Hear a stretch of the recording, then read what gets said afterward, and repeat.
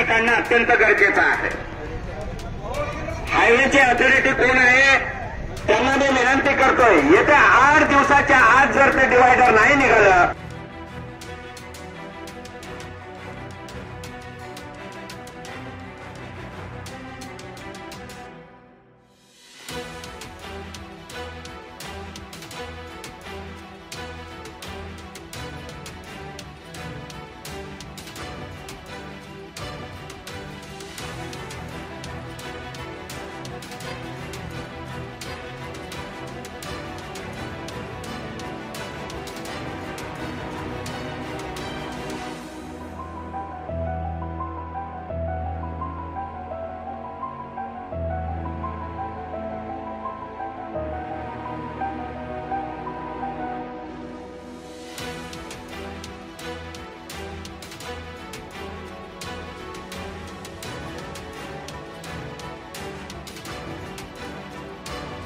सर्वसामान्य नागरिकाच्या जीवावर उठतोय।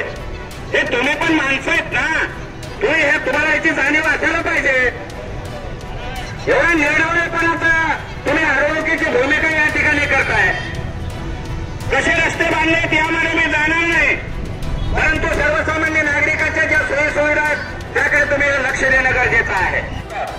गेल्या अनेक वर्षापासून मतदानाचा अधिकार स्थानिक नागरिकांना उपलब्ध करण्यात आलेला नाही, याचा हा जाहीर निषेध आहे।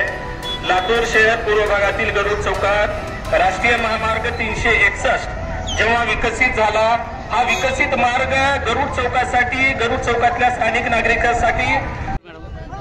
नमस्कार।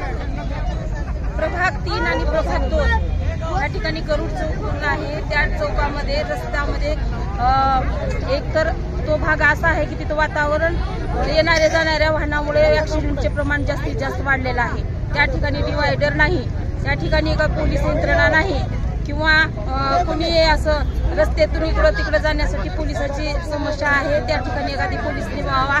परत तिकडे प्रभाग 3 मध्ये अतिवृष्टीमुळे खूप नासाडी झालेली आहे, नागरिकांच्या समस्या खूप आहेत, इकडे बघण्यासाठी पोलीस नाही। परत मतदानाचा प्रश्न, ह्या भागातील लोकांचं मतदान ग्रामीणमध्ये आणि शहरामध्ये अगोदर शहरामध्ये करत होते, परंतु त्यांच्याकडून त्या कट झालेल्या आहे आणि त्यांच्या मतदानामध्ये नाव घालून घ्यायचे आहेत, ते एक समस्या आहेत।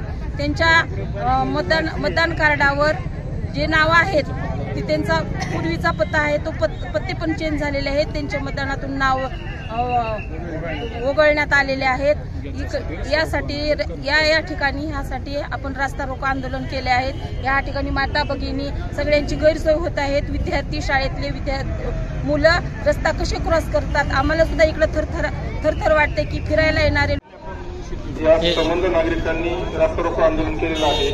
त्याच्यामध्ये काही मागण्या ह्या महानगरपालिकेच्या संबंधित आहेत, काही मागण्या पोलीस अधीक्षक साहेबांशी संबंधित आहेत आणि काही मागण्या आपल्या जिल्हाधिकारी कार्यालयाशी संबंधित आहेत। तर त्या मागण्या रास्ता विभागाला कॅबिनेट येतील आणि 1-2 संबंधित नागरिकांच्या बैठका घेऊन या मागण्यावर सकारात्मक विचार केला जाईल असं मी आश्वासन आणि सर्वांना विनंती करतो की आज आपण जे रास्ता रोको आंदोलन केलेलं आहे ते तात्काळ आपण मागे घेऊन प्रशासनास सहकार्य करावं। धन्यवाद।